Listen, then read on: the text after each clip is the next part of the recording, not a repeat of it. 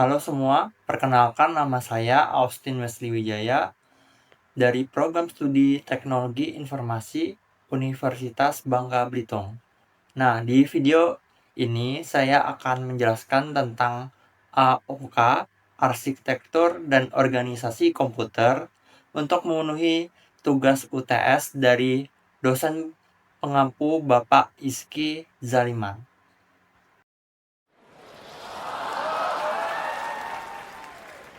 Oke, kali ini saya akan membahas komponen AO, arsitektur dan organisasi komputer. Langsung saja kita masuk ke pembahasan pertama.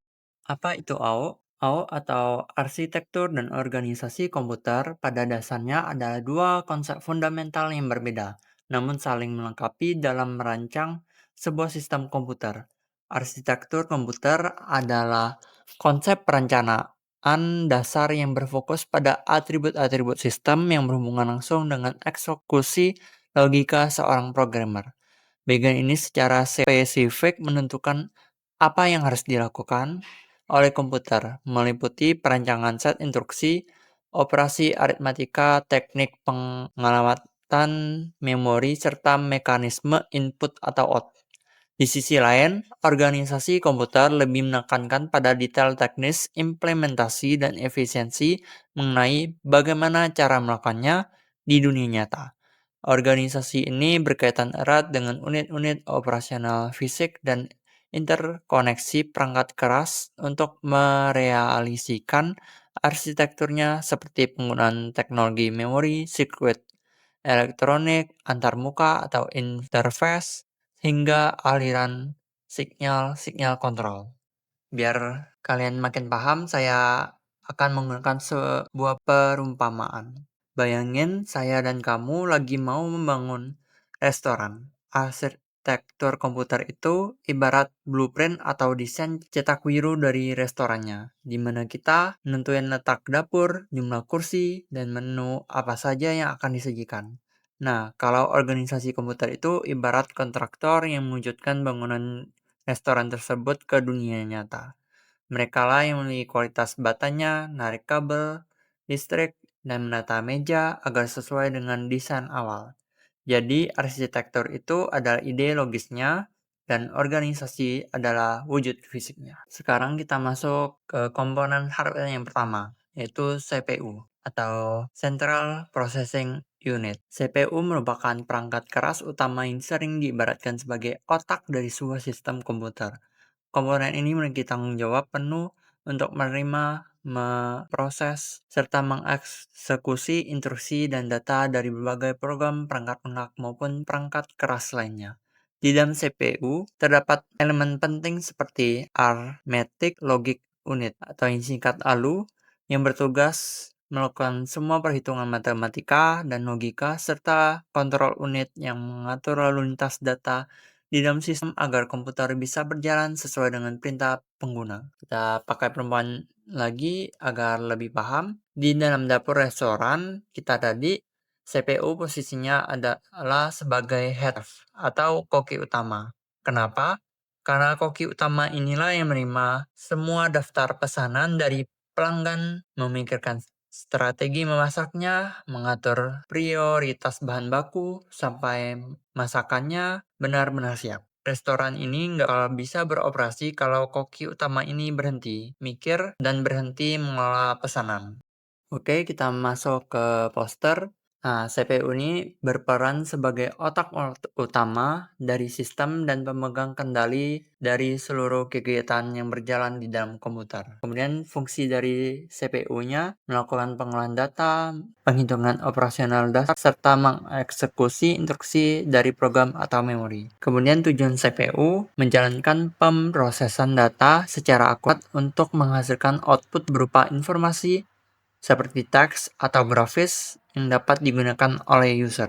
Kemudian kita masuk ke komponen hardware kedua, yaitu RAM atau Random Access Memory. RAM adalah memori internal utama pada komputer yang berfungsi sebagai ruang penyimpanan sementara untuk data dan instruksi dari program yang saat ini sedang aktif dijalankan.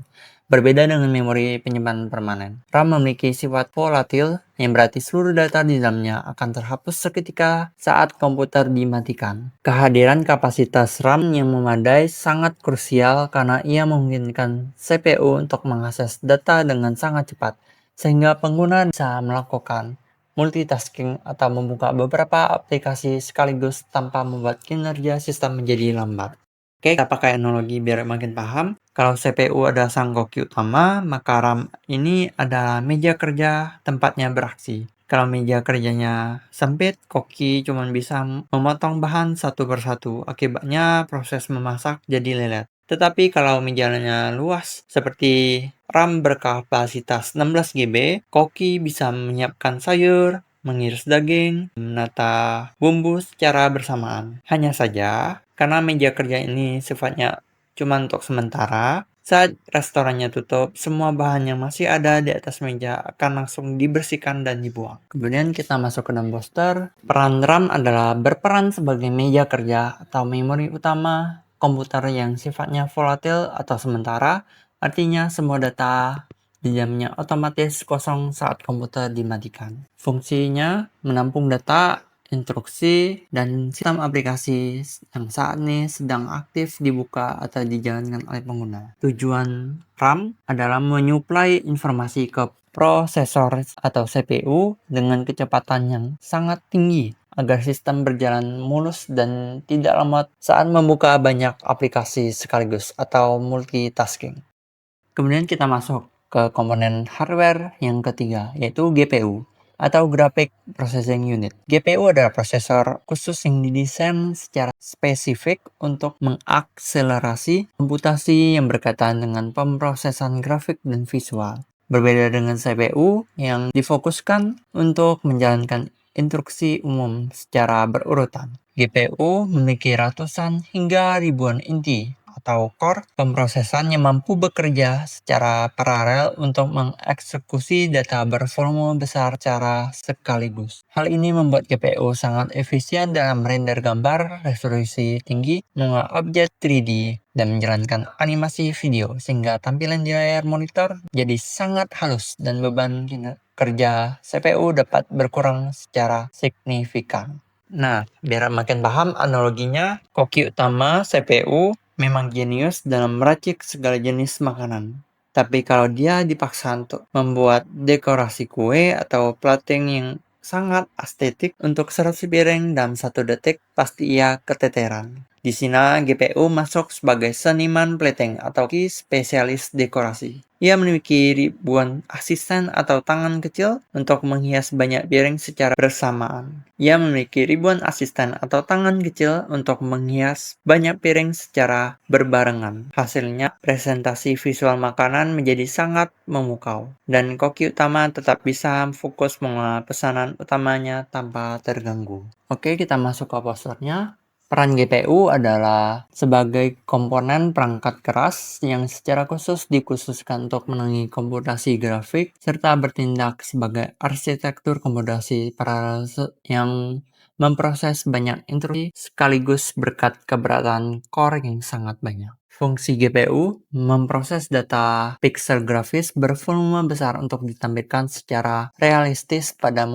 layar monitor, serta menangani kebutuhan pemrosesan data multimedia berat seperti rendering. Tujuan GPU menghasilkan keluaran visual yang tajam sekaligus mempercepat waktu penyelesaian beban kerja komputasi berat yang umumnya memakan waktu sangat lama jika hanya dikerjakan oleh CPU. Kemudian kita masuk ke komponen hardware yang keempat, yaitu hard disk yang terdiri dari HDD dan SSD. Hard disk adalah media penyimpanan internal berspesifikasi non-volatil yang berfungsi untuk menyimpan data pengguna dan sistem secara permanen. Tidak seperti RAM yang datanya akan hilang saat kehilangan daya, data yang disimpan di dalam hard disk seperti sistem operasi atau OS, perangkat lunak aplikasi, dokumen hingga berkas-berkas multimedia akan tetap utuh meskipun komputer dalam keadaan mati. Secara umum media ini terbagi menjadi hard disk drive atau HDD, mekanisme yang menggunakan piringan magnetis, dan solid state drive atau SSD modern yang menggunakan memori flash dengan kecepatan transfer data yang jauh lebih tinggi. Nah, biar makin paham kita pakai analogi. Kalau bahan baku sisa dari dapur dibiarkan berserakan di atas meja, pasti akan membusuk dan terbuang sia-siakan. Oleh karena itu, restoran kita sangat memerlukan kulkas atau gudang penyimpanan agar sisa bahan tersebut aman. Kulkas ini adalah representasi dari hard drive. Tidak seperti meja kerja yang harus dikosongkan pas restoran tutup. Kalau kulkas ini sanggup menjaga kesegaran daging ayam dan stok bumbu dengan sangat aman untuk dipakai besok lusa, bahkan saat listrik utama restoran sedang dipadamkan. Oke, kita masuk ke poster. Hard drive memiliki peran yang penting sebagai perangkat penyimpanan internal utama komputer untuk pemakaian jangka panjang. Fungsi hard drive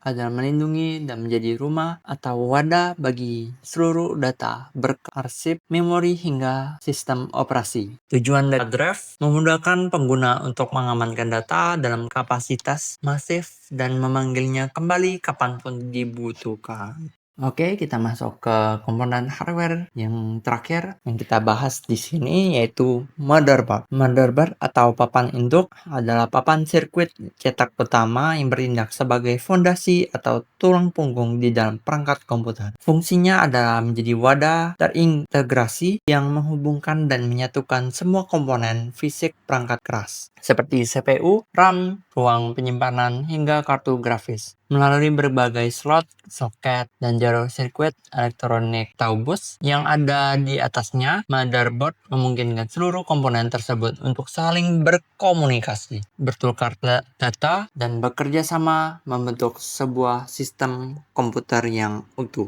Biar makin paham, kita pakai analogi. Sekarang bayangkan kita sudah mengumpulkan koki utama, punya meja kerja yang luas, kulkas yang besar, dan seniman plating yang handal. Tetapi, apa jadinya kalau mereka tidak memiliki gedung untuk bekerja sama? Nah, motherboard ini adalah lantai dan ruang bangunan dari dapur itu sendiri. Fondasi ini menyatukan mereka semua. Tanpa ruangan dapur ini, koki tidak akan memiliki jalur jalan untuk mengambil stok di kulkas dan tidak akan bisa meletakkan hasil masakannya ke meja saji. Oke, kita masuk ke poster. Motherboard memiliki peran yaitu menjadi papan sirkuit utama yang bertindak sebagai landasan bagi seluruh komponen hardware komputer. Fungsi dari motherboard adalah menghubungkan perangkat fisik seperti prosesor atau CPU, RAM, kartu grafis atau GPU, dan ruang penyimpanan ke dalam satu ekosistem. Nah, tujuan dari motherboard ini adalah mengatur aliran komunikasi serta lintasan pertukaran data antar komponen melalui sebuah chipset terintegrasi. Oke, sudah sampai akhir. Sekian presentasi dari saya. Mohon maaf jika ada salah kata. Terima kasih.